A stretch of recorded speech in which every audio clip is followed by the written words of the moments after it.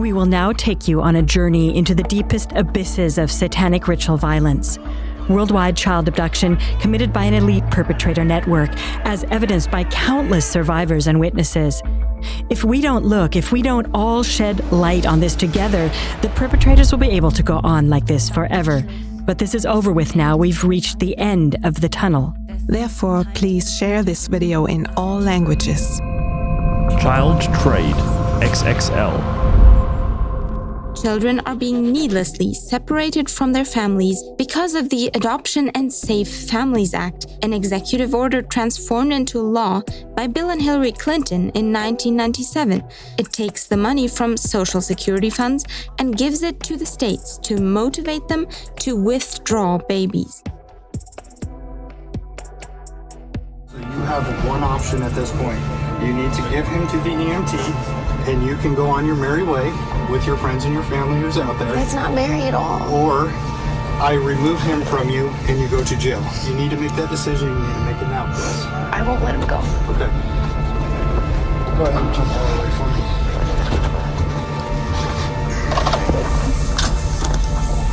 Okay, please let him go so he does not get hurt, okay?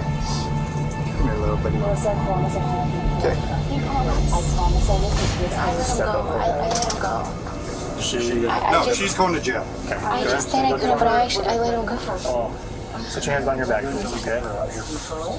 They closed the ambulance door. That was the last thing I saw. Why not? No, go in the car. In the car. It's all right. It's okay. Cyrus! It's okay. In the car. No, let me say bye. You're going to make it worse. You're going to make it worse. Say goodbye. Every child, once you've added it all up, is worth approximately $1 million to the state. But we've been told that this is a $60 to $80 billion a year industry, meaning the federal government is taking $80 billion a year and giving that money to all of the 50 states to kidnap children.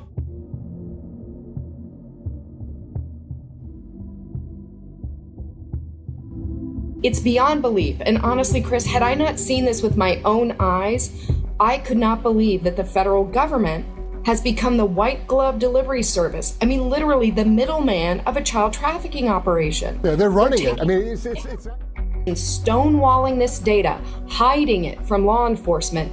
320,000 plus children, nobody knows where they are. Right. And that's unacceptable. We have 500,000 children who had sponsors in this country that we can't find. Dr. Andrea Costides names 160 known cases in which children and young people in SOS children's villages were raped for years by super rich. There are 575 children's villages worldwide with 5,000 employees. Costides provides the evidence and names. Repeatedly, authorities are said to have been involved in these evil machinations. According to a documentary by French broadcaster N24, the turnover of child abusers is estimated at 300 billion euros worldwide. Around 1 billion of these are in Germany alone. However, the number of unreported cases is far higher. According to the Federal Criminal Police, more than 18,000 victims of child sexual abuse were recorded in Germany in 2024. According to investigators, the actual number is likely to be significantly higher.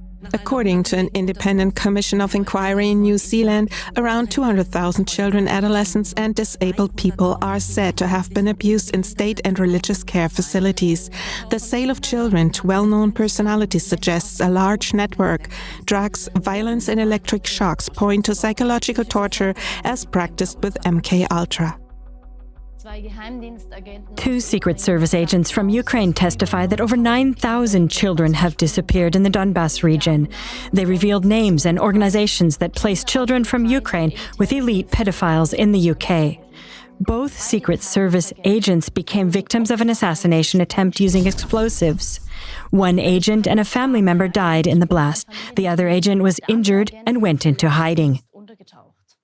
But we still have records of his. Vasily Pracharov uncovered the structures of child trafficking in Ukraine and named names. In doing so, he revealed the entire processes and connections of child trafficking.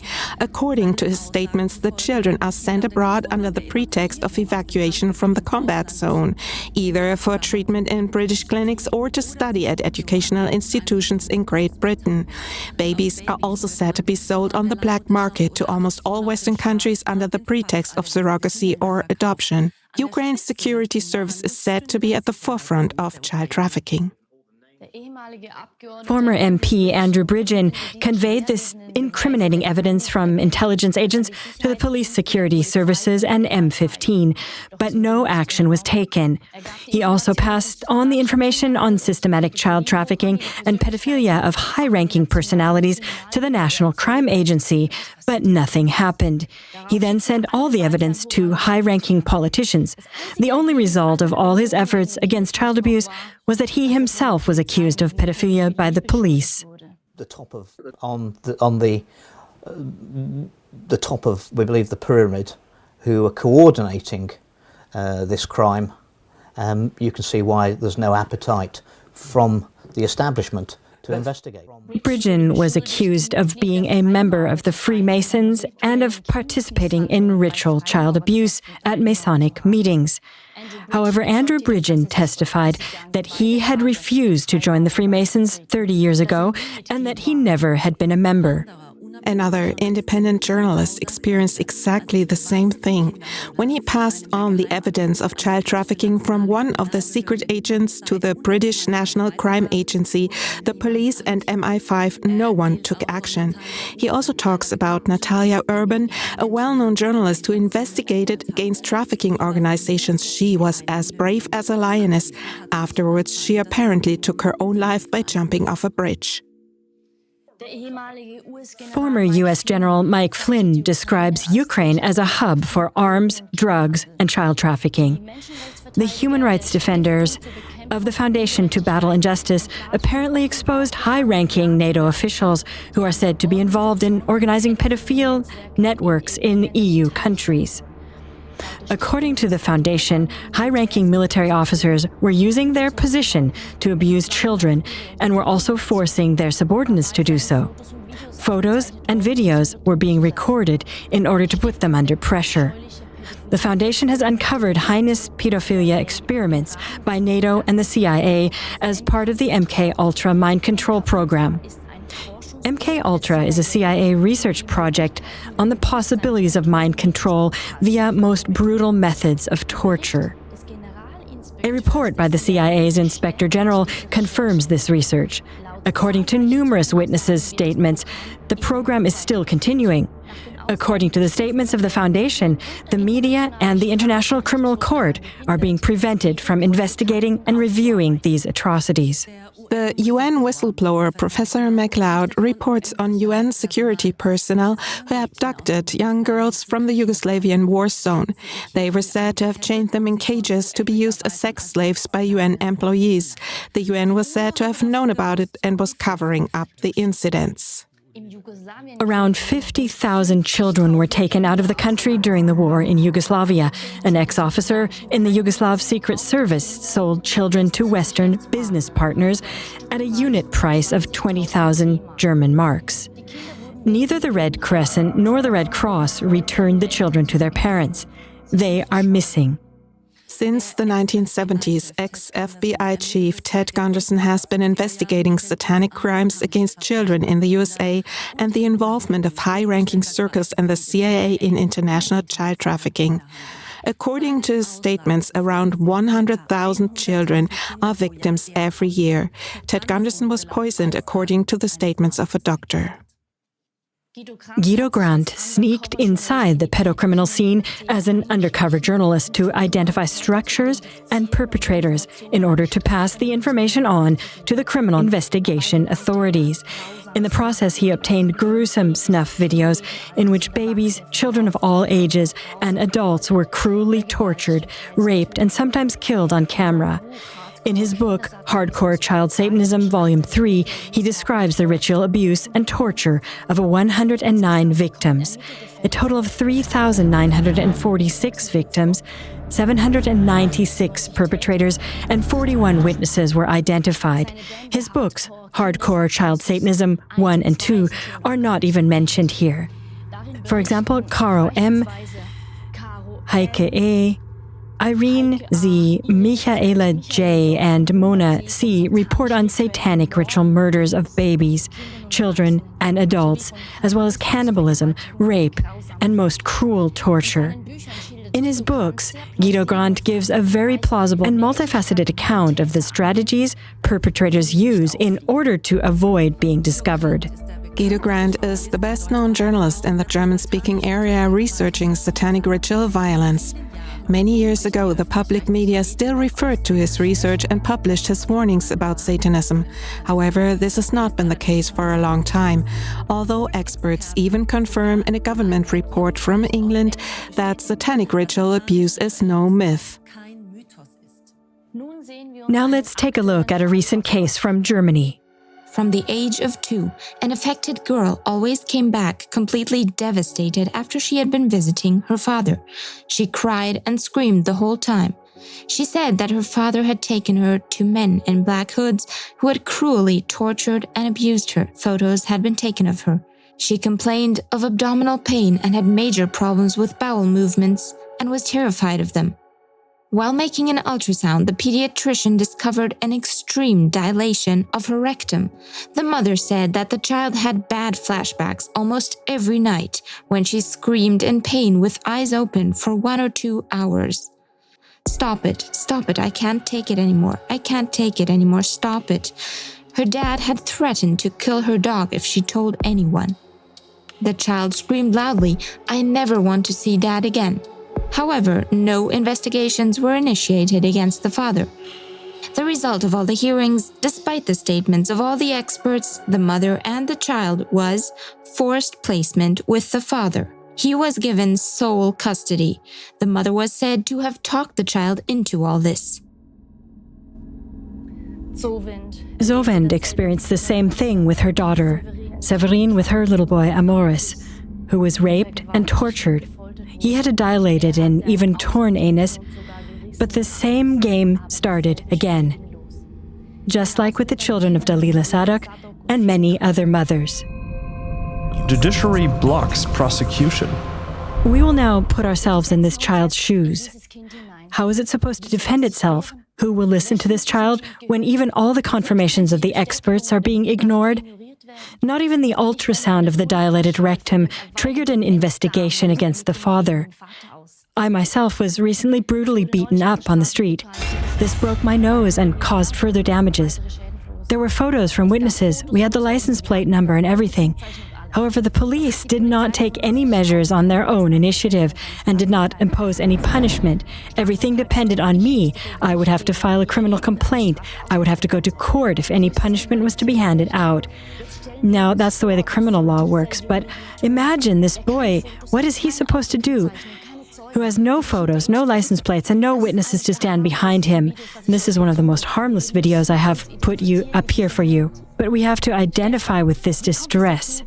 Stephanie, how come no investigation was initiated against the father despite all the mother's and the child's statements? Yes, Lois, that's what Uwe Kranz, the former head of a German state criminal investigation department, will explain to us. He has dedicated over 50 years of his life to fight child sexual abuse and reports the justice system to be the worst element in all this. When the police investigate cases and pass them on to the public prosecutor's office, these are almost always dropped by the judiciary. Kranz speaks of an entire industry built on child trafficking. Thousands of children disappear every year. He speaks of 60,000 missing children in Ukraine alone. This has been proven by parliamentarians and committees of inquiry.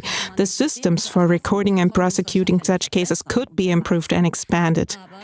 But there seems to be a lack of political will. Many politicians and parliaments are said to be involved themselves and do not want things to come to light. It is said beside Epstein's list, there are more lists that show which congressmen, singers, artists, and Hollywood people are involved.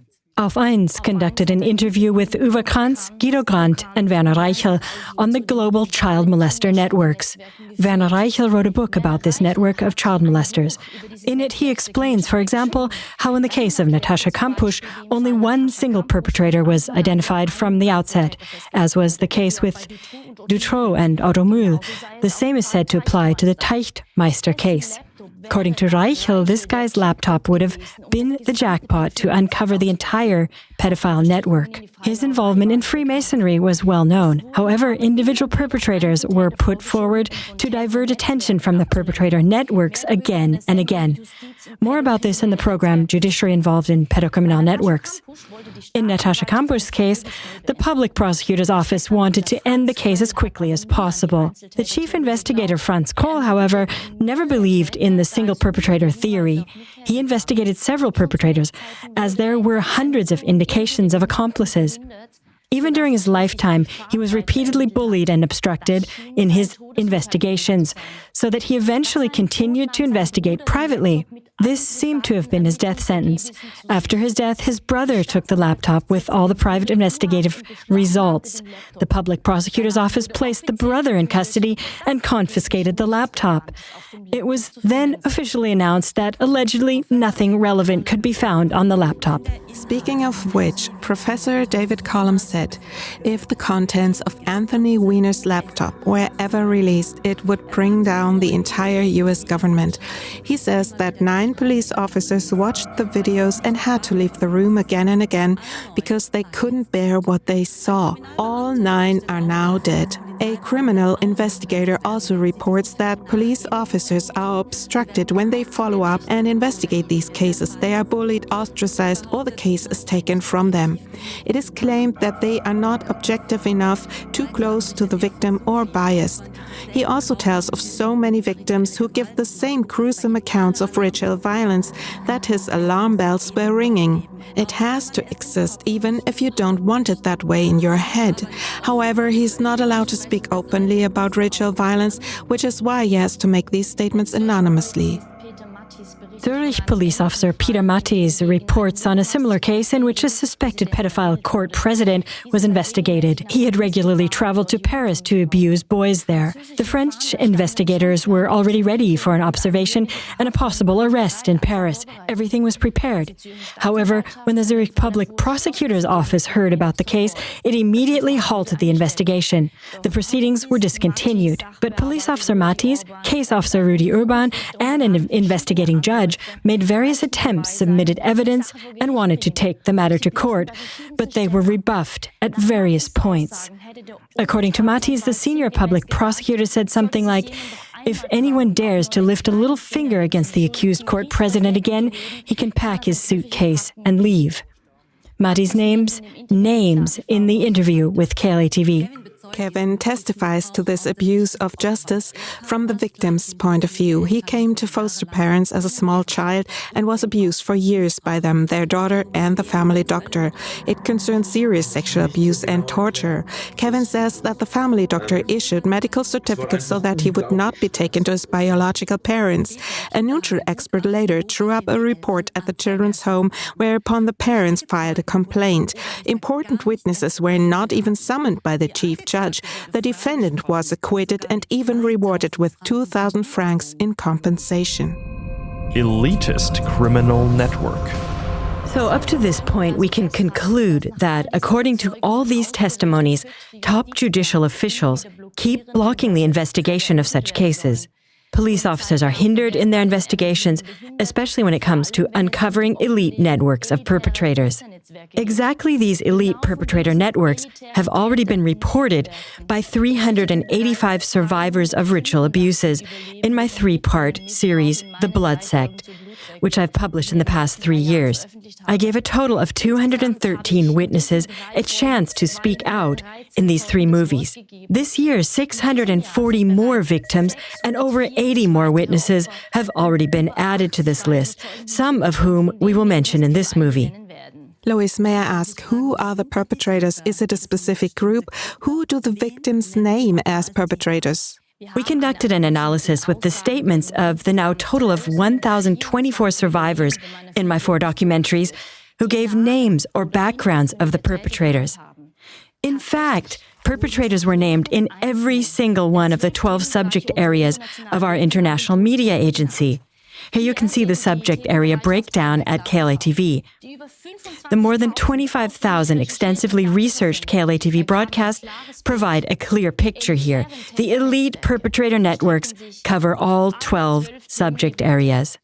If I may interrupt you for a moment, Lois, since internet censorship is constantly advancing and such important information is increasingly being deleted, you can get our entire KLA-TV archive with all 25,000 programs in over 80 languages for free.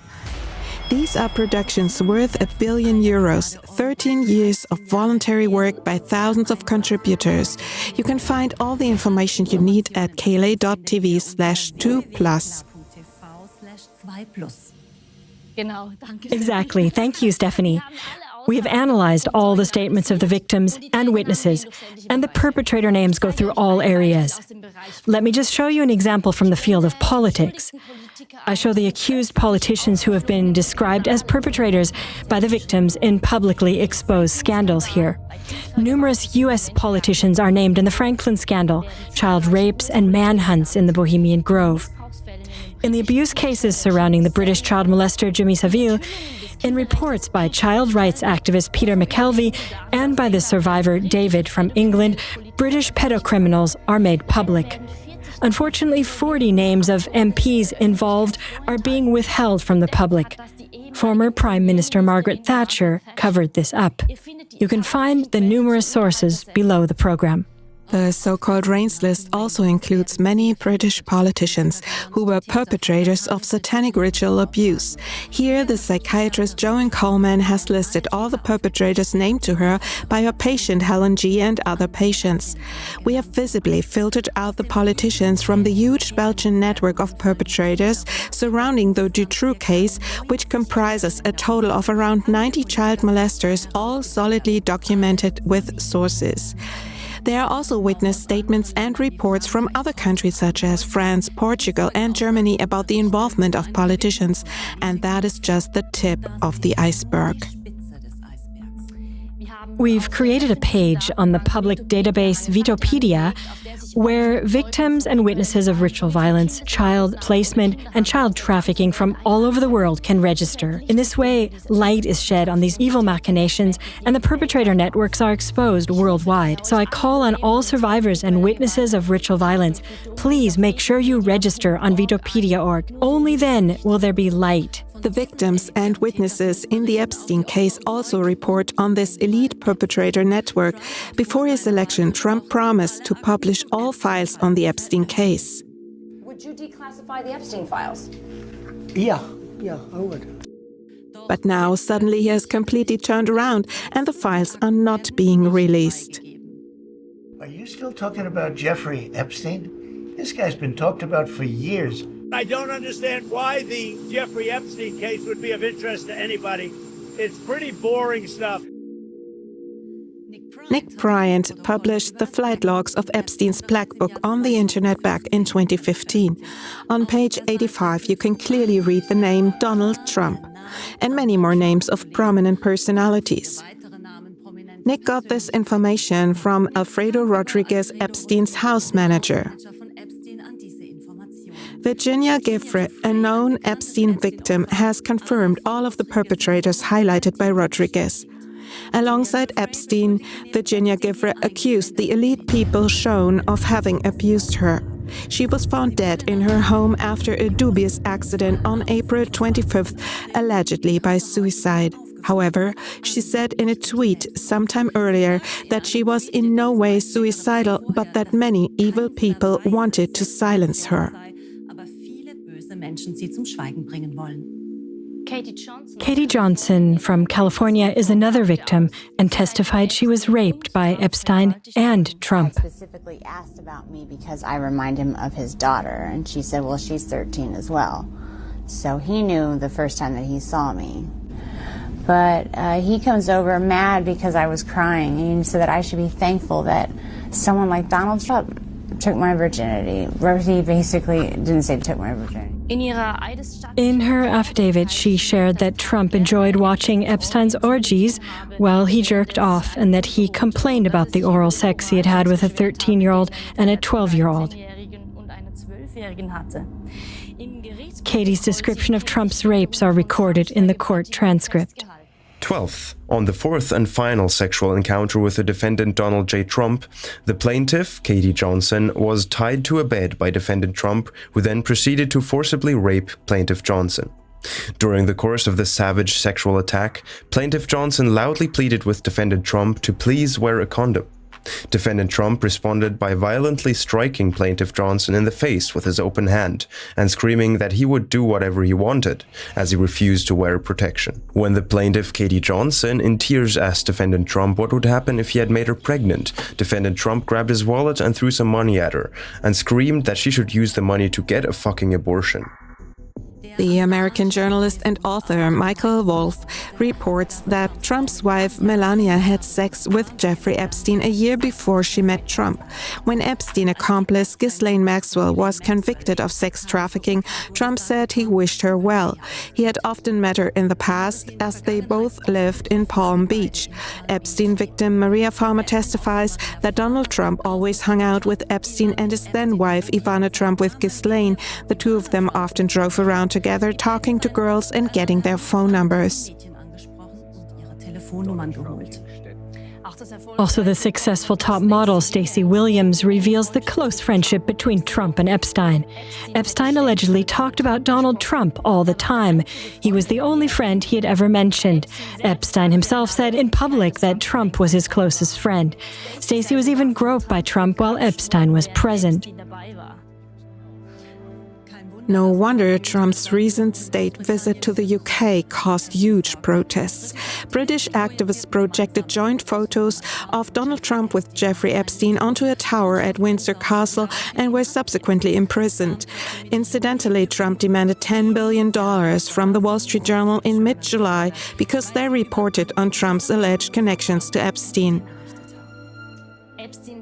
Epstein's attorney, Alan Dershowitz, negotiated a deal with U.S. Attorney Alexander Acosta that granted general immunity to all of Jeffrey Epstein's accomplices.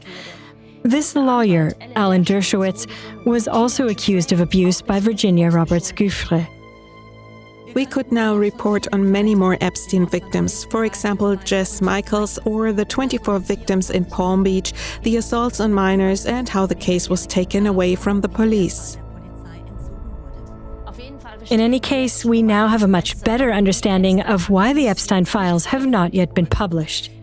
Epstein victim Juliette Bryant has predicted that she believes nothing will be published. After all, she experienced the elitist criminal network around Epstein firsthand. The video of her was already deleted on YouTube, but we saved it in time. So Juliette Bryant became a victim of an alleged model agency organized by Epstein at the age of 20. She was abused, exploited, and used for laboratory tests. According to other sources, Trump himself incidentally also had such an agency called Trump Model Management Participation from the age of 14. According to numerous reports in the mainstream media, Trump's modeling agency also served as a facade for human trafficking. At least 28 young women filed charges of sexual misconduct, including rape. Trump stopped a Senate investigation during his first term. Back to Juliette Bryant, the model victim. She reports that she once woke up naked and paralyzed on a lab bench, surrounded by people in protective suits. She says that Epstein was good friends with Bill Clinton, Kevin Spacey, and Chris Tucker. Juliette testified that Epstein worked with Robert Maxwell and Leslie Wexner at the Mossad. David Icke confirms in an interview that Epstein had a blackmail operation on behalf of Israel and the Mossad. Epstein had also told Juliette personally that he had worked for the CIA. He apparently had photos of himself with the Pope and Fidel Castro, and he had been friends with George Bush, Trump, and Prince Andrew. By the way, Trump recently told Fox News, "I don't know Prince Andrew." However, he was photographed together with Prince Andrew back in 2000. Too bad. Juliette, according to her own statements, was also taken to Bill Richardson's mansion, and Epstein and Clinton were also there. It looked like everyone was having a meeting. After that, a very strange smell of urine and feces and something indefinably horrible came from the room. Juliet suspects it was the smell of a corpse. She also describes a cruel satanic ritual used by Epstein, which we cannot reproduce here. She points to numerous indications that certain circles of the so-called elite are deeply involved in occult practices. Over the years, numerous pieces of evidence have accumulated that tell of the dark reality of ritual sacrifices and the practice of black magic in elite circles. Satanic ritual abuse. In recent years, hundreds, if not thousands, of survivors of satanic ritual violence have come forward and broken the silence. Emma Catherine from the USA, for example, has given numerous survivors a voice on her channel. She does outstanding educational work and is highly valued by those affected worldwide. Matthias from Germany has also broken through a sound barrier with his channel Unbroken: Surviving Sexual Abuse. In his interviews, he gives a voice to many survivors, as does the Life Lion channel and the 50 Voices movement. Many channels and initiatives have emerged around the world to educate people about ritual abuse. All the survivors say the same thing, even if they speak different languages. Your movie series Blood Cult has also gone around the world in 42 languages and has reached 13.7 million views. You have set a decisive ball rolling, Lois. Here we see that your documentary has reached Israel. Yes, exactly. Also in Israel, a flood of revealing reports has broken loose. We have been inundated with horrific reports of ritual violence in Israel from various sources. That's why we want to go in more detail now. But from the beginning, Yael Ariel was ritually abused and forced to harm other children from the age of 5 to 20. She was seriously injured during the rituals. However, Yael was always terrified of going public with her experiences. But then she observed how more and more survivors have uncovered the satanic ritual abuse in recent years, and it has spread very widely on the internet. So she took courage and took the plunge. In 2022, she published facts about ritual violence on Facebook. She reported she was shaking on her entire body for 2 hours afterwards. And then a huge avalanche started, with 60 survivors in the first batch coming forward from Israel, contacting her and telling the same stories of satanic ritual violence, sharing the same experiences that she had had. High-ranking individuals were involved in the ritual abuse throughout the country: doctors, high-ranking rabbis, police officers, educators, and also former and current Knesset members. Most of the perpetrators were said to come from the ultra-Orthodox and Zionist world. However, their works show that they only call themselves religious Jews but are not. Jesus called such deceivers the synagogue of Satan. According to Yael Ariel, however, there are victims from all sectors, including the Arab ones, because the perpetrators are believed to be working together. In 2023, another very decisive step was taken. Daniel Sharon, the CEO of Bereshit magazine, the only alternative media in Israel, published the first article on ritual abuse. It is about over 200 ritually abused children in several neighborhoods in Jerusalem. This matter came to public attention in 2019 through the documentary The Dark Secret of Jerusalem. The first witness statements emerged in 2010, whereupon an investigation was launched. Over a period of 10 months, around 100 of the children concerned were questioned, and then only 2 insignificant figures on the fringes of the incidents were convicted. However, after a further 100 witness statements were received, the investigation had to be resumed. In August 2016, however, the files were closed again, on the grounds that the children had invented the story and the caregivers and therapists had planted false memories in the children's minds. The proceedings were discontinued. In December 2020, the case was brought before the Knesset, but without consequences. Daniel Sharon and Yael Ariel joined forces in the fight for investigative education and created a Hebrew website to expose ritual abuse. This sparked a national debate. And then there is Shoshana Struk, the daughter of the current Minister of Settlement and Religious Affairs, Orit Struk.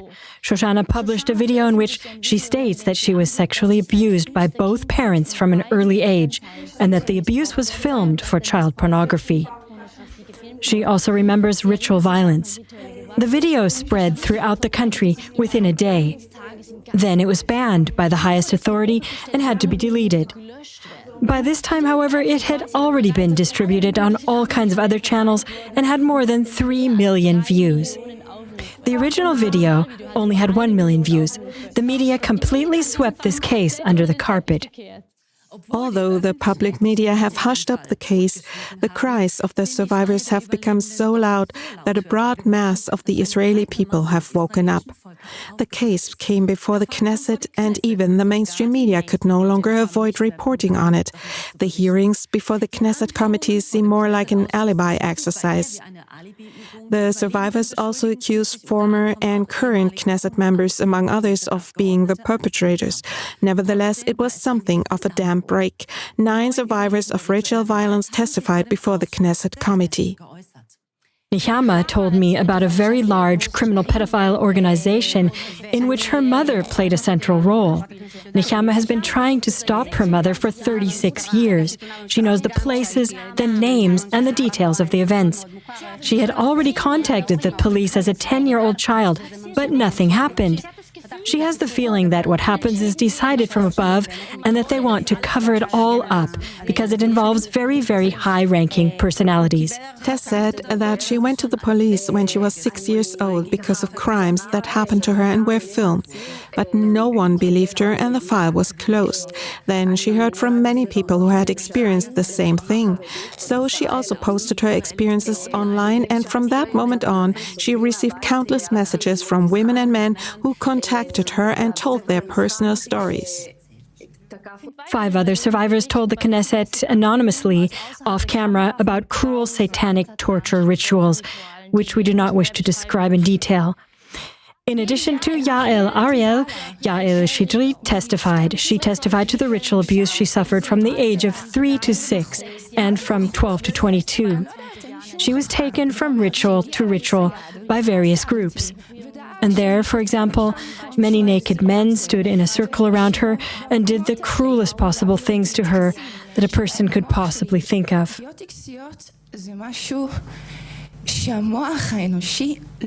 Ritual abuse is something that the human mind cannot comprehend. You can't comprehend it. You cannot comprehend what it means to take a 3-year-old girl and program her with sadism, rape, threats, manipulation, and psychological games so that she does everything they say when they say it without anyone knowing about it, not even me. מתי שהם יגידו, בלי שאף אחד יוכל לדעת, אפילו לא אני. אפילו לא אני. Not even me, because I'm going to get up the next day and go to kindergarten. I'm going to go to school, and I'm going to go to high school. But I don't know what's going to happen to me. I will have many symptoms of depression, anxiety, suicidal thoughts, fears, and functional disorders, but I don't know why. Because they know what they are doing. They program us. They hunt us down. They made me abuse other girls and boys. They have programmed my brain so that they say words and I don't remember them. The police have known about it for a year. They don't have the resources to handle something that big, because those who would be brought down are very, very high-ranking people. People who run public authorities, run communities, they threaten us. We can't go to the police. I have children to protect. Your task is not only to understand what ritual abuse is, but also to create something that can deal with this crazy phenomenon, because the human mind of you and of the entire public is emotionally incapable of understanding what that is. And we have survived. They have tried to make us sitting here, the abuse victims who were present, into what they are. Recording was censored at this point.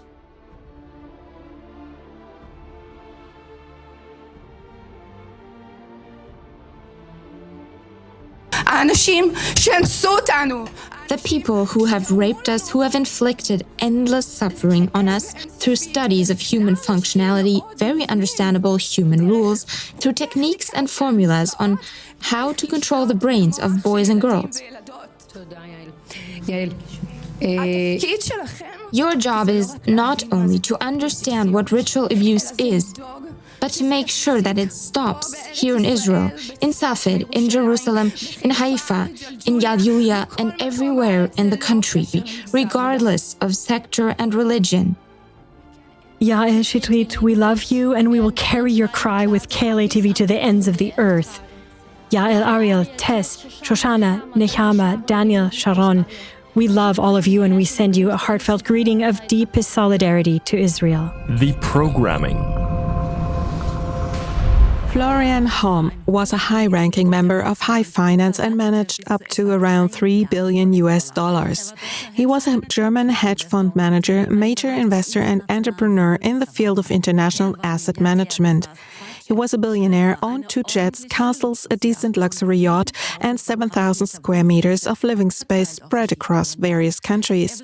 He attended elite schools in the USA from an early age, graduated from Harvard University, and completed a Master of Business Administration at Harvard Business School. At 19, he had his own $1 million company. As he says, he comes from a family that has worked with the Rothschilds for 4 generations. His great-uncle on his mother's side is the entrepreneur Josef Neckermann. His father-in-law at the time was a member of the Council on Foreign Relations and was the head of the Bank of Boston for Latin America, Haiti, and the Caribbean. In an almost 3-hour interview on Unscripted by Ben, he describes himself as an MK Ultra product. According to Homm, he experienced physical, psychological, and sexual abuse, as well as torture for targeted programming from the age of 4. His father raped him and used extreme violence on him, so that he once broke 4 ribs and 2 others were fractured. Florian tried to get out again and again and failed miserably. When he finally managed to get out at the age of 47, an international manhunt began. His Wikipedia entry reads like a thriller. It's about maintaining power, passing on power, increasing power. Everything else doesn't matter. The history books are important. They want to sort out the most intelligent, traumatize them and rebuild them. It can be math, it can be money, it can be power, it can be politics. We live in such an illusory world. Oh my god, you're a fucking MK Ultra product. Through physical, psychological and sexual abuse, which the young child... It started with me from the age of 5, so 4 actually. There are photos to prove it. Split, broken. What was missing? Love and attention. Love and attention for the broken is only given through extraordinary performance. Then you might get a hug. Then maybe you'll get some praise. Of course, you're punished if the performance isn't top. There's sadism involved. Who does such sick shit with children? Unfortunately, I call it Darwinian selection, because very few people manage what's so hard. So the resilient ones, that's maybe 2 or 3%. You put 100 into the program, but only 3 come out. My brother developed severe asthma and had to repeat a class. And I know a few more from the program who are bipolar. Some, of course, died quite early. Many are addicted to drugs. But it's a merciless thing, and you're turned into a performance machine. I had largely repressed the serious abuse. It is, you go into a space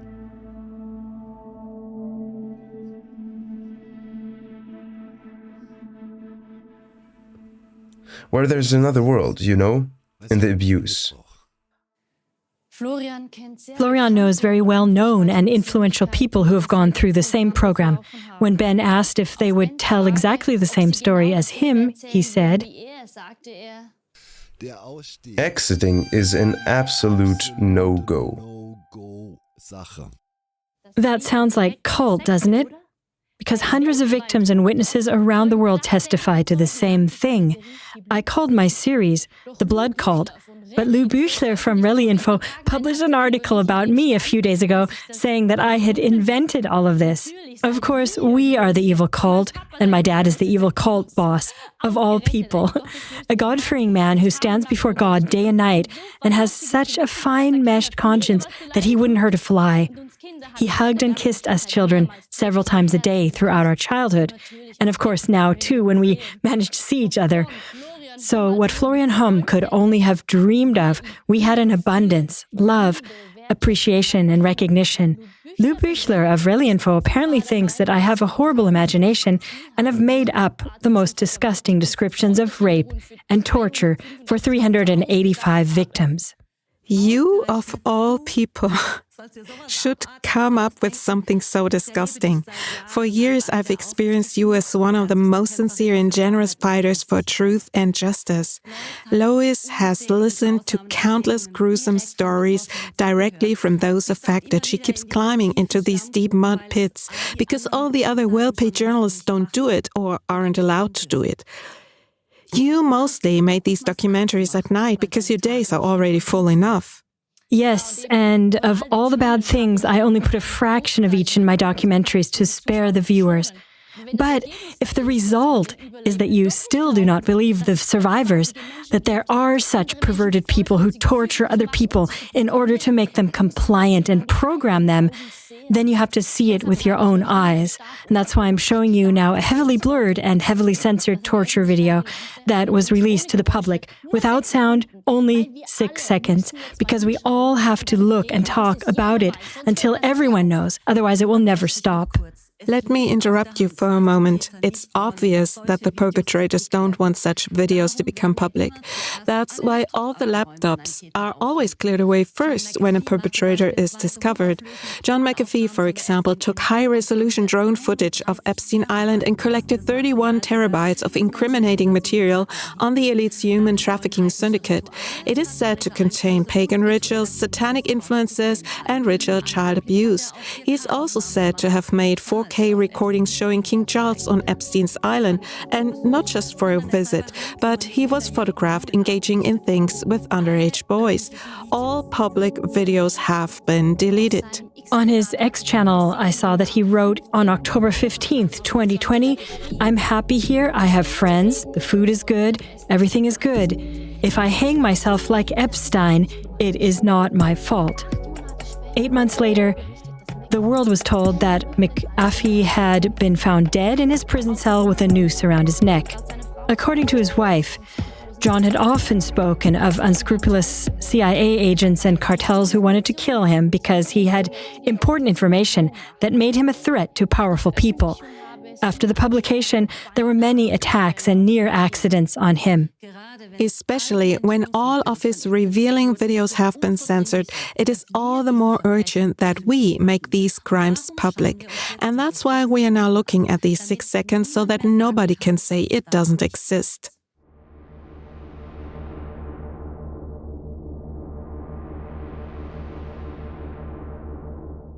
You've now experienced 6 seconds of blurry torture video without the heart-wrenching screams, and it's already unbearable. And now let us put ourselves in the position of this tied-up victim.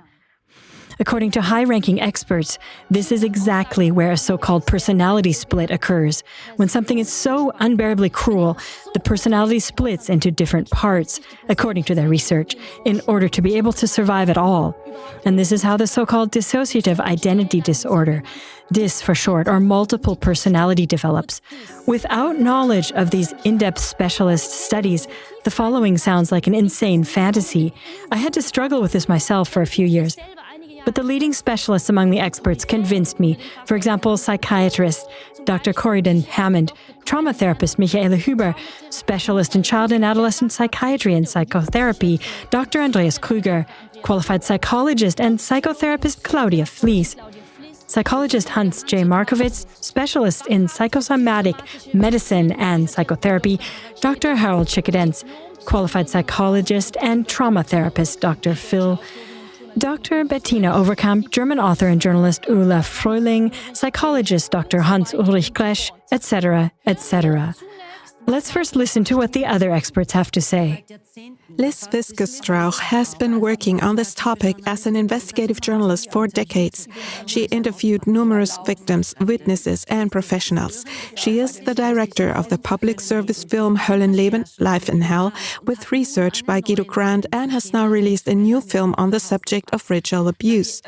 As the public media now completely censor the topic, she had to produce the film Blind Spot on a donation basis and distribute it on her own. She also published a non-fiction book on the phenomenon this year, Split Personalities, Dissociative Identity Disorder Between Trauma and Denial. There are numerous studies on dissociative identity disorder, which used to be called multiple personality. And this is a diagnosis that, just as the term ritual violence, is constantly being called into question, even though there are endless scientific studies on the subject.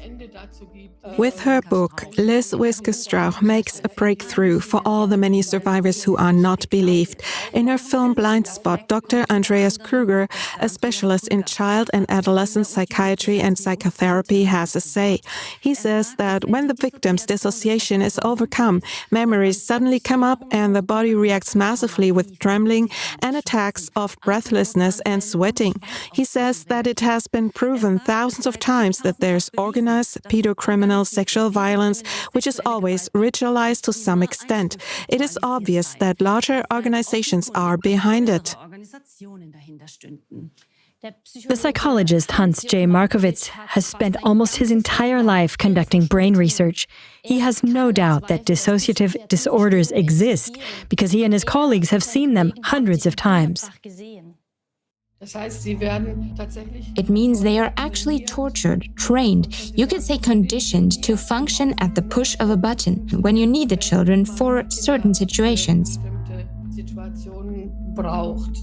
My father has made it his mission in life to traumatize, torture, control, manipulate, and turn me into the creature he wants, and which he can access whenever he wants.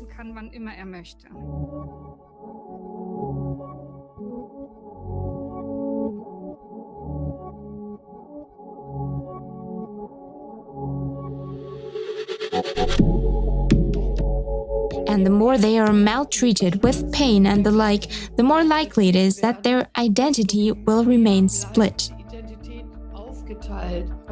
Which is actually a very, very ingenious survival strategy of the brain. Really a masterstroke of the brain, when it is no longer bearable, then to split itself up internally, so to speak, and to split off the knowledge and also the feelings. And thus, the children can somehow still function in everyday life. So, one part experiences the terrible things and the other goes to school and knows nothing about the terrible things. Well, they use triggers. I want to say that there is something like an everyday personality, yes, my actual personality, which is in everyday life, which acts normally, which went to school and learned and played with children. And on the other hand, there's this, I like to call it the night personality, even if it didn't always take place at night. But these split-off parts that became active when the abuse was going on. And what my father did, he triggered me with things. For example, he took off my glasses and said a certain sentence. From then on, I froze. From then on, I was like switched off. And at some point, he put my glasses back on and I was back in reality, in everyday life. And my everyday consciousness didn't realize what was in between. It completely blocked it out. Mind control MKUltra is something that was applied to me, something he had been working towards. He was a professional soldier, had contacts to various circles. Hatte Kontakte in die verschiedensten Kreise hinein. In this so-called night personality, as Hadassah calls it, gruesome things happen according to mass testimonies from survivors. How a split personality can manifest itself could even be observed on public television with prominent personalities. Such scenes are best explained by a personality split. Here are a few examples. In the Saturday night crew with our music intro starting next Saturday night. But folks, I want to take you to the world premiere of one of his new videos called Berserk. Take a listen. So was that the great Rick Rubin who was helping produce that with you, Marshall, when you did that? Yes, sorry. Live TV. Live TV freaks me out a little bit. Yeah. Yes, I'm sorry. What was the question? So that's where I come in. And I keep your emotions, and I deal with your emotions over here. But when it comes time for business, I implement what you told me on the emotion side into handling it in a professional manner, because sometimes it's hard for you. Speaking of showing us, 2 Chainz, you got a shot, 2 Chainz. You got a shot, let me see that shot, dog. Speaking of showing us, 2 Chainz, you got a shot. Speaking of showing us, 2 Chainz, you got speaking of showing us, 2 Chainz, you got a shot, 2 Chainz. Got a shot. Let me see that shot, dog.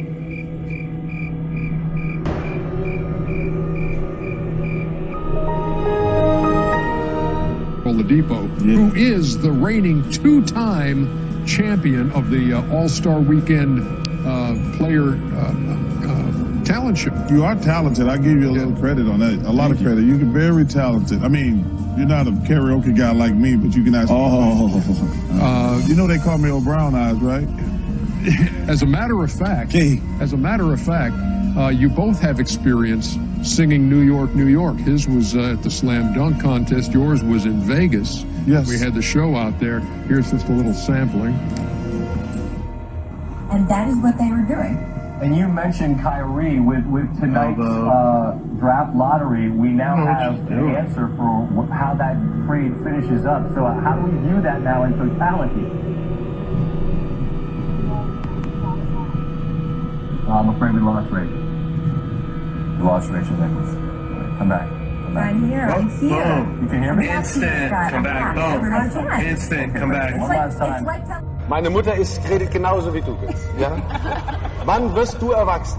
Nein, das sollst du ja nicht, denn es gehört ja eine große Portion Naivität dazu, diesen Beruf auszuüben. Aber mit einer gewissen Ehrlichkeit, mit einer gewissen Ernsthaftigkeit. Und was wir da versucht haben hochzustemmen, hat wirklich was mit viel Arbeit. Nein, versucht haben hochzustemmen, hat wirklich was Yeah, I was kind of, I was a little down. I found out I was injured and I had to have surgery again, or with another knee. But at the end of the day, I have amazing teammates. Guys like Draymond, everybody on this team, they come over. Guys like Draymond, everybody on this team, they come over. Please? No? Okay, not happening.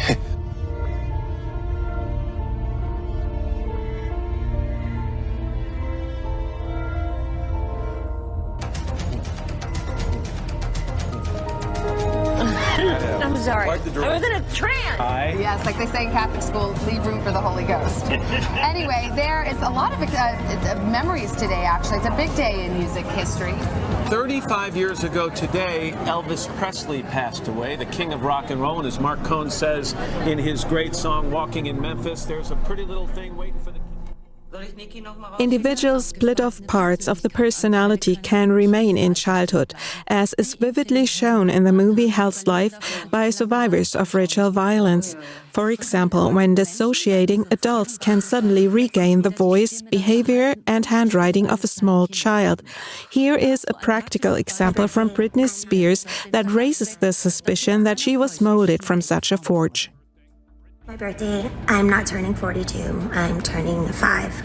In a strange video on her birthday, Britney Spears said, "I'm turning 5 years old," and added she had to go to kindergarten. She also seemed upset about how the paparazzi made her face look, saying it appeared like a white Jason mask. Make my face look like I'm wearing like a white Jason mask. Dr. Harald Schickedenz, a specialist in psychosomatic medicine and psychotherapy, confirms this mechanism of splitting. He says that the horrific torture is perceived as education by the victims. It is a code for conditioning, or so-called programming, as others called it. Despite this fact, a Swiss high court has classified ritual violence as a conspiracy narrative and therefore as a falsehood or half-truth. If a psychologist does not clearly declare so-called half-truths or untruths, according to this judgment, he can be fined up to 25,000 francs by the Professional Ethics Chamber. In the film Blind Spot, family law specialist Rudolf von Bracken raises the question of how we actually come to not believe a child who confides in a professional. Just because society finds it so incredible, we declare it unbelievable. Trauma therapist Jansa Schlitzer has a wealth of experience in complex traumatization caused by ritual violence. She says that torture methods are often used that leave no traces because the child usually lives in an environment where it could attract attention. According to the reports she has received over the years, torture is often carried out with electricity. Watch the entire film Blind Spot on the topic of ritual violence. 10 expert voices and 7 survivors are featured. Media block reporting. But now the media-hyped counter-movement comes into play, labeling all the victims and witnesses as satanic panic. Here we see journalists and very welcome guests on all kinds of public media platforms. Most of them have an international influence in the media. They publish and appear in a wide variety of media formats. Here we see the WTF Talk Satanic Panic Update number 3 from this past summer. The protagonists spend a whole hour and 36 minutes talking condescendingly about Liz Wieske-Strauch's elaborate film work and don't have anything good to say about her. At this point, I would like to briefly mention that this film was calculated to cost 347,000 euros without any profit calculation. Liz Wieske-Strauch had to raise all this money through voluntary donations. My impression is that dissociative identity disorder is something like the go-to explanation in this theory, because it supposedly answers a lot of questions that can be asked about this conspiracy narrative. This lack of professional distance, that's what can always be observed in these problematic cases, that this professional distance was not there at any level, but that it was compassion that caused damage. I think you've all seen that. Exactly. According to Susanna Niehaus, who heads the Competence Center for Interrogations of Children and Their Victim Protection at Lucerne University of Applied Sciences and Arts, the real damage is done by compassion. According to her, there's a lack of professional distance. Speaking of compassion, during the entire 96 minutes in which these people destroy Liz's film work, not once is compassion shown or the victims spoken about. In Liz's film, 7 victims talk about their gruesome experiences. Not a single one of their statements is reflected.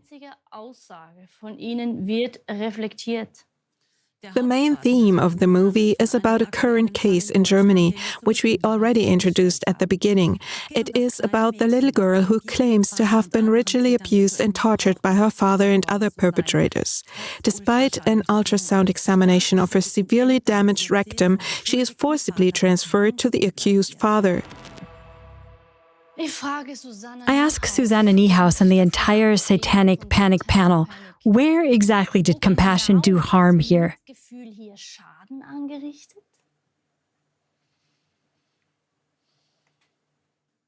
In conclusion, all the victims in the film reported on this kind of torture, programming, and very deliberate splitting of the personality. The criminal psychologist Lydia Benecke is the most famous of all the advocates of this media-pushed narrative about the alleged satanic panic and the so-called false memory syndrome. Incidentally, a self-confessed pedophile was co-founder of the False Memory Syndrome Foundation. You can see this in one of our programs, by the way. So these people claim that the preoccupation with these atrocious crimes is supposedly just mass moral hysteria, and that all these testimonies of the victims are false memories.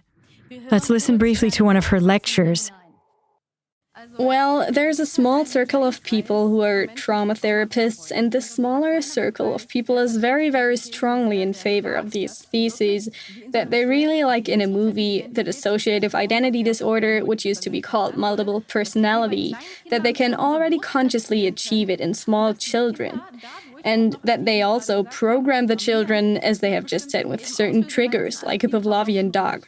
If that worked, I'm relatively sure that all kinds of secret services and armies around the world would have made use of it long ago. But nobody has, only the Satanists, supposedly. And precisely this assertion is demonstrably untrue, because it is a military secret service product by origin. We already pointed this out at the beginning of the movie. The lawyer Dr. Marcel Polte proves this in his books with original military documents. This was also confirmed by survivors Fiona Bennett, Bryce Taylor, Kathy O'Brien, and many others. According to the Foundation for Combating Injustice, the CIA carried out heinous child experiments as early as the 1960s as part of the MK Ultra project. And the empirical Pavlovian dog experiment actually confirms the statements of survivors of ritual violence. This was carried out by the Russian researcher and Nobel Prize winner Ivan Petrovich Pavlov in order to prove classical conditioning, according to which one can be conditioned by targeted trigger stimuli. Hundreds of survivors and witnesses of ritual violence report that the military not only takes advantage of these conditioning programs, but has even researched them and plays a leading role in them. I am a survivor of satanic ritual abuse. I am a survivor of trauma-based mind control, which involved military as well as occult practices. And those are broad categories. There's also a component for me of NASA involvement. High military people are also involved secretly. We were sold to the federal government by our father and his priesthood and military leaders, and I can tell you names if you want them. Church camp with Pearl Knight. She's no longer with us, but she was also in my church camp, and she was also one of the women that did the experiments in the deep underground military bases at Vandenberg Air Force Base. These psychopaths at the top believe they'll create a satanic order that will rule the world. At a high level of the U.S. government, there was support of this kind of thing with Operation Bluebird, Paperclip, Mockingbird, and of course, MK Ultra, still going on today. I have been used for horrible things like assassinations and torture and mutilation of people.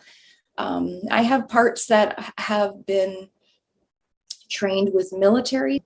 So part of my inner world is with the military.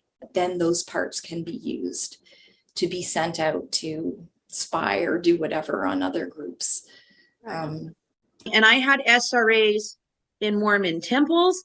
I survived SRAs in mosques, in synagogues, in cathedrals, in palaces and castles, and Druid ruins, in Europe, things like that, in Asia, the Philippines, so that's the first, but that's just in the first few years. From there, then the military mind control traumas came into play, and I moved from military base to military base for horrible science experiments and traumas.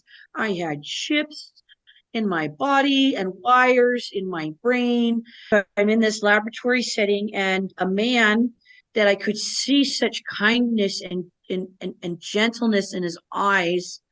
And he too, like me at that time, had wires coming out of his scalp. And they gave him an injection, and the mind control and whatever switches they're flipping in him. And suddenly he's a very different person. Wow. And he's committing the worst of crimes you could imagine against women and children right in front of me. Just horrendous things that I dare not repeat, just too horrendous. And he was crying because he couldn't stop.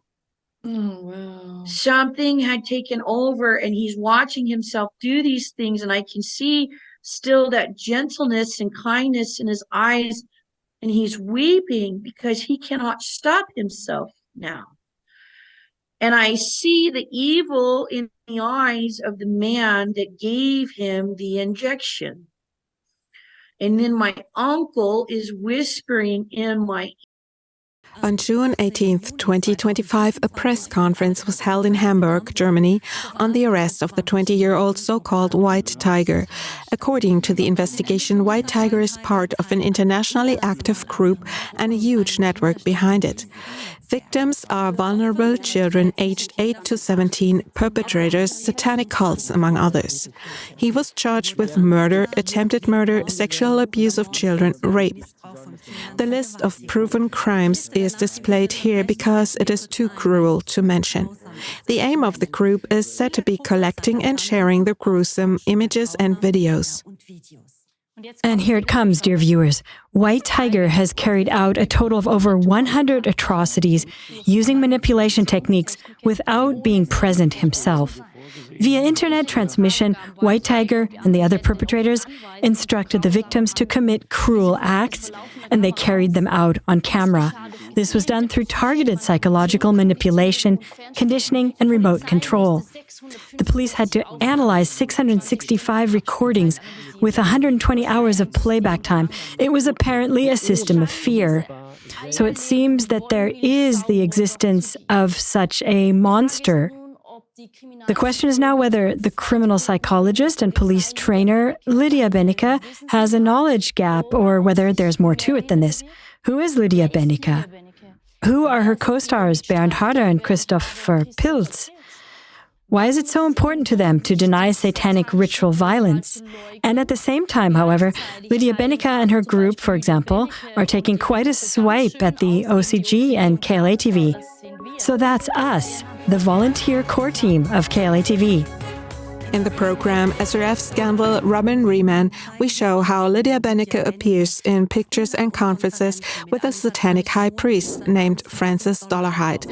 She has conducted interviews with real vampires and trivializes vampirism. Bernd Harder poses with Lydia Benecke in front of a picture of a woman being cut up.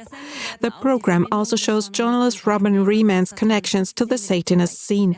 He has ridiculed many victims and witnesses of satanic ritual violence.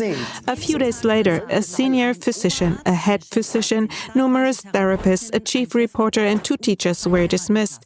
We proved that Robin Riemann was friends with the satanic high priest Francis Dollarhide on Facebook at the time, as well as with Lydia Benecke and Christopher Pilz. And now it gets even more explosive. Jan Lopez worked as a video technician for Swiss television in Geneva.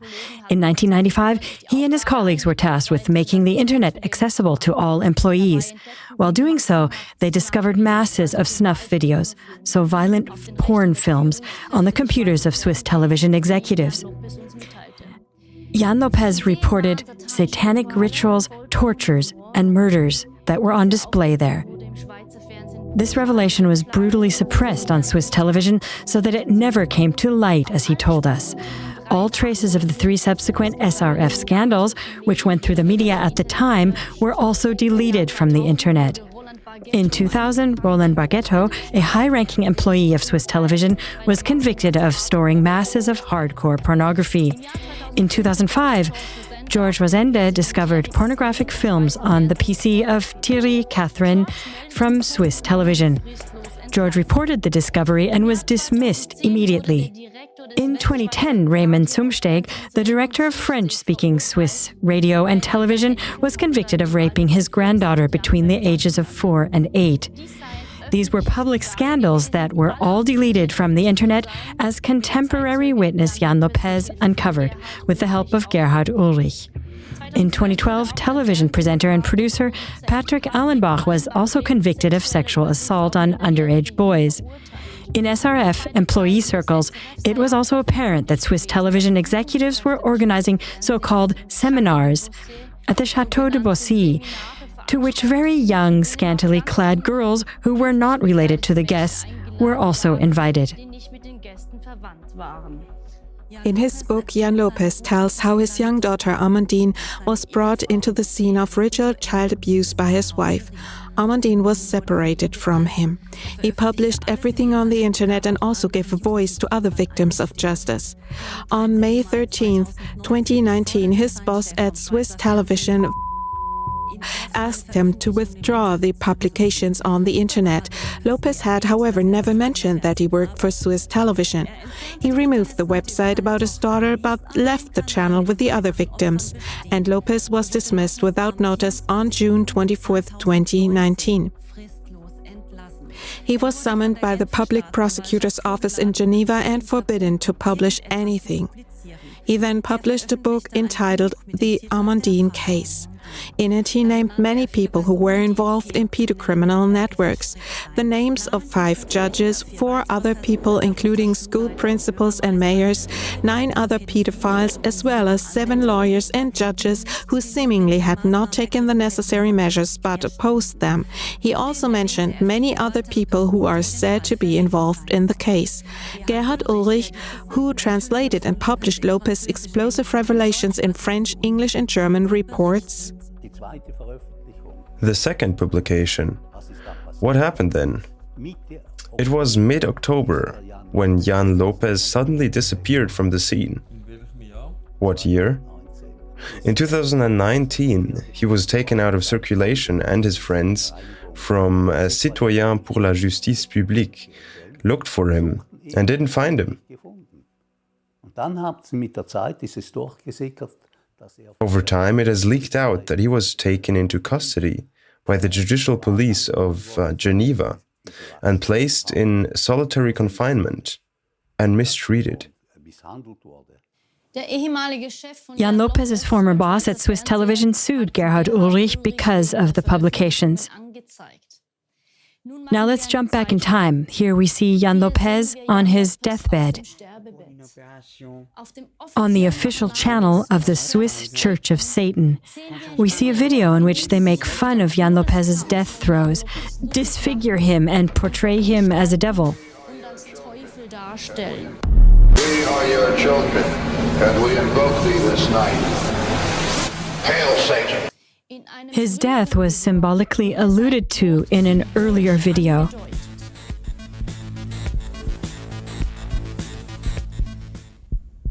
In another video, a voodoo doll with the initials YL is repeatedly pierced and burned.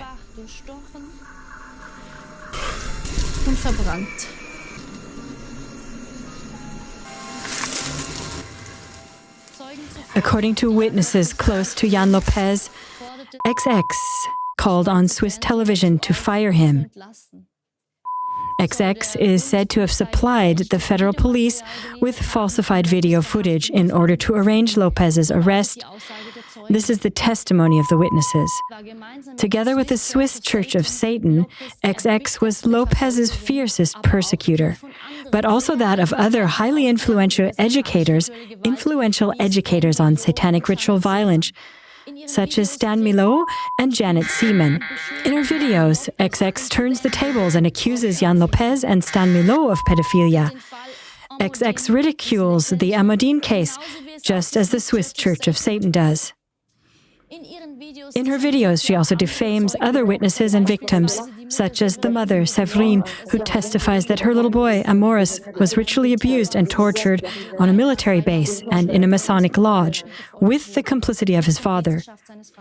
According to Jan Lopez, XX is working with Swiss television to protect certain directors and department heads. Here we see her in the costume of Rosemary, from the psychothriller Rosemary's Baby, who gives birth to the son of Satan, whom the cult worships. The public prosecutor's office in Geneva has filed 24 complaints against XX and the Swiss Church of Satan without investigation. Here are some excerpts from the videos in question.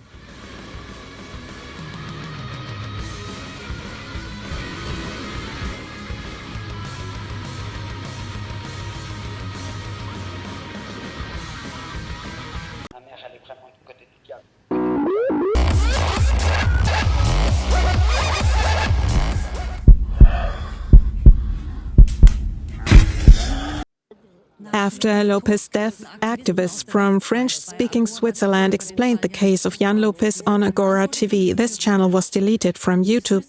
The Swiss Church of Satan launched a fake channel of the same name to denigrate the channel.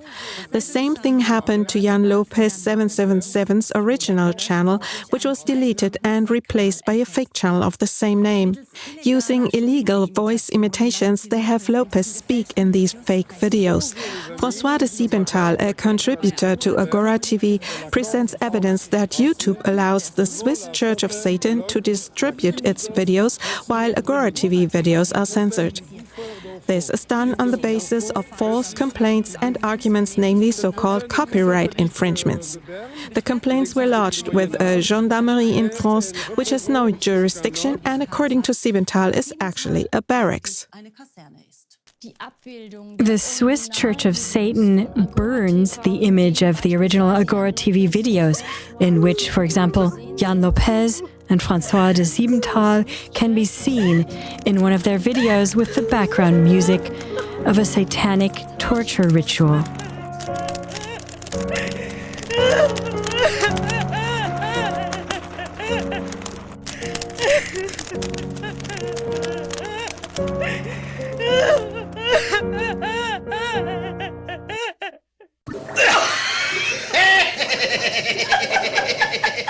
Satanism. It is precisely such cruel, satanic rituals that all the victims of satanic ritual violence describe. Lynn Morris describes it as the frequency of hell, Satanism and Luciferianism. She mentions blood sacrifices, torture and ritual abuse. Pierre, a survivor from France, reports a gruesome ritual murder of a baby in which the satanic high priest, his own grandfather, guided his own hand as a child. The baby was then eaten. Cannibalism. He is now fighting for people to finally understand that there is an incredibly large network behind this. The former UN official and European president of the Club of Rome, Colin Georgescu, testifies that more than 8 million children disappear every year. Christy Allen reports on the gruesome, satanic sacrifice of a baby whose heart was cut out. Aria tells of a cruel ceremonial sacrifice of a little boy in which the children were asked to stab the poor little boy in the heart. She ran away. Kibi Linga also reports Satanism, ritual abuse, murder, cannibalism, cruelty to animals, and incest. Erica Ingram describes all these things that she has experienced as a survivor of Satanism as bizarre. She says that celebrities committed these terrible acts and consciousness manipulations. Sherry's grandfather was a satanic priest and subjected her to horrific rituals, severe physical and psychological torture. She survived the severe satanic ritual abuse. Jay Parker grew up with satanic ritual abuse and trauma-based programming. He describes these experiences as absolute horror. Cheryl Beck says, Satan knows no mercy. She reports on diabolical blood orgies, the MK Ultra programming, and extreme ritual child abuse by high-ranking personalities. Jane's gruesome experiences also involve prominent figures in secret groups, Freemasons who performed shocking rituals. Shriz warns in her gruesome victim report against degenerate, high-grade Freemasonry, a worldwide cult that only causes harm. They are said to be in direct contact with Satan through their rituals and summon him through these. These statements also confirm the victim reports of Aria, Lynn Morris, Anna Noel, Rachel Rama, and Heike A. And we haven't even talked about Carolyn Bramhall, Becky Percy, Robin, Latia, Nancy Kruger, Pia, Sandro, Natalia, even Rachel Wood, Esme Bianco, and the other 35 survivors who are all still on our list. And in closing, 3 last examples. Mia from Germany explains that all these bad things are done for Satan, for their ruler. They worship Satan. Survivor Heike A. says that they were repeatedly told, when you move from being a victim to a perpetrator, Satan works through you and you have power. So my best definition that I can come up with for satanic ritual abuse is an extremely sadistic, psychological, emotional, spiritual, sexual, physical torture of children through a ceremony where the devil, Satan, is worshipped through blaspheming God by mocking the death and resurrection of Jesus. If your ultimate goal is to be famous, then you're gonna do a lot to get there, like sign your name in blood in a contract with the devil. Like you're gonna. Thank you to Satan for giving me inspiration on how to play this role.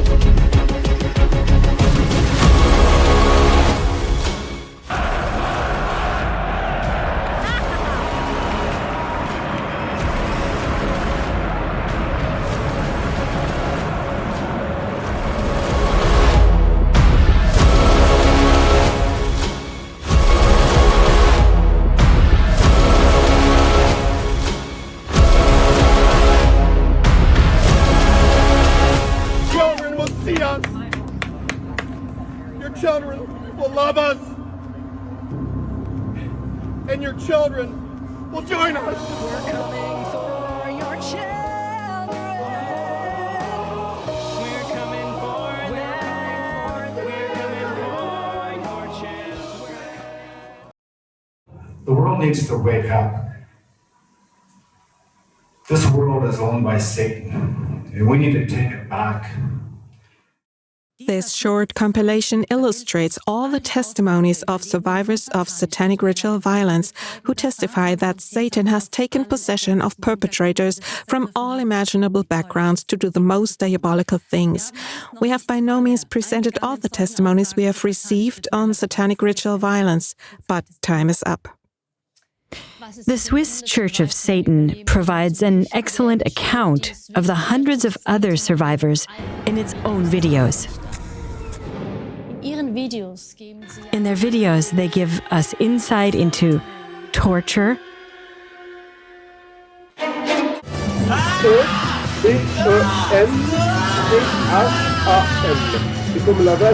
rape, programming and conditioning, cannibalism,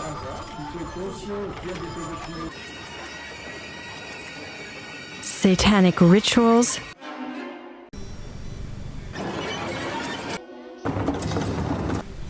black satanic masses with hypnotized victims,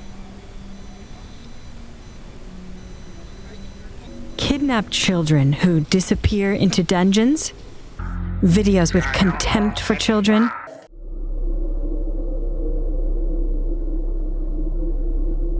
medical crimes. While we, KLA-TV, constantly face having our videos deleted and censored and going from one court case to the next, these videos can remain in the public domain without any consequences. Specialists on the satanic ritual violence scene suspect that some of their videos contain sound and video recordings of actual atrocities.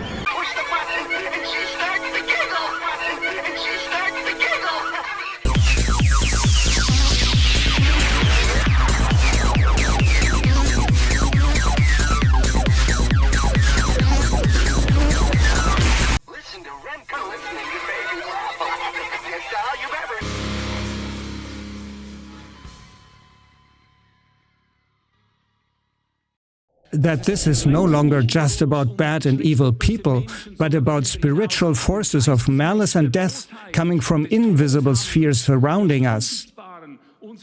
The Bible calls these powers cosmocrators, powers of origin, evil spirits, unclean spirits, demonic beings, namely those that have taken possession of people who are receptive to them. Spiritual powers such as sin, death, and the devil can only be overcome, banished, and put in permanent chains by the powers of God inside us. Any research, however well-founded it will be without effect, and any evidence, however plausible and irrefutable it may be, will seem like a mere delusion as long as our investigative findings are not accompanied by the power of the Spirit.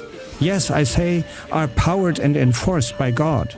It is fact, when we unite our innermost willpower every morning, when we make use of the power of God that dwells within each of us and begin to proclaim creatively together because we believe, then all the powers submit to us. The good ones comply, do what we say, and the bad ones comply. People possessed by the devil are thus disempowered. Constructs of lies that have been solidified by diabolical powers collapse, and people suddenly recognize the truth. That is the reason why we are in the millions today. They are awakened, as we say in our language, through united proclamations and synergic prayers of faith. That is, through synergic expressions of will, if you want to call it this way, instead of prayer. Through synergic expression of will by righteous people, whole cities have already been turned upside down, unyielding mafia structures have been shattered, and previously impenetrable satanic strongholds burst like soap bubbles. And that's why we connect every morning at 6 a.m. worldwide and power our investigative findings with spiritual might. And how do we do that, you may ask? For example, by always giving orders to our assigned spiritual powers at 6 a.m. to 6:05 a.m., that is only 5 minutes everywhere in the world, but at the same time, we command every morning at home, judge yourselves, betray yourselves, destroy yourselves mutually if there is no other way. These are our commands, which we pronounce, and the heavenly hosts see to it that they are implemented. Because, that can't be and never will be our job. So let's do it together so that we know what we are talking about. All truth comes to light now. All the deceit of the deceivers breaks apart. Because we are all one, heaven grants us weight. Now you. All truth comes to light now. All truth comes to light now. All the deceit of the deceivers breaks apart. Because we are all one. Heavens give us weight. Below the broadcast, you will find our daily proclamations that we proclaim in synergic creative power. Please share this video with all your friends and acquaintances so that there really will be light. We all need to cry out for these victims, or it will never end. We would like to thank the survivors who showed courage and came forward. We love you with all our hearts and pray for you every day. We also call on all other survivors of satanic ritual violence to do the same. Dare to go public, like the women in Israel.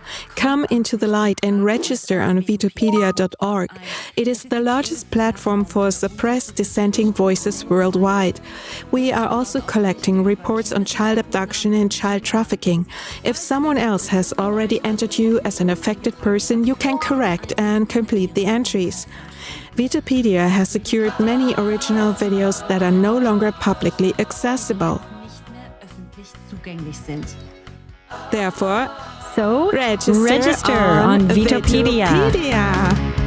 Alle Wahrheit in allen vereinigt sich jetzt, aller Trug der Trüger zerbricht. Alle Wahrheit in allen vereinigt sich jetzt, aller Trug der Trüger zerbricht. Unsere Einheit ist nicht in einer Religion, wir haben nur eine gemeinsame Not. Und wenn wir schlafen oder streiten, statt vereint im Kampf zu stehen, sind wir bald schon alle miteinander tot. Alle Wahrheit in allen vereinigt sich jetzt, aller Trug der zerbricht. Alle Wahrheit in allem vereinigt sich jetzt, aller Trug der Trüger zerbricht. Alle Wahrheit in allem vereinigt sich jetzt, aller Trug der Trüger zerbricht. Ja, alle Wahrheit in allem vereinigt sich jetzt, aller Trug der Trüger zerbricht. Ja, zerbricht.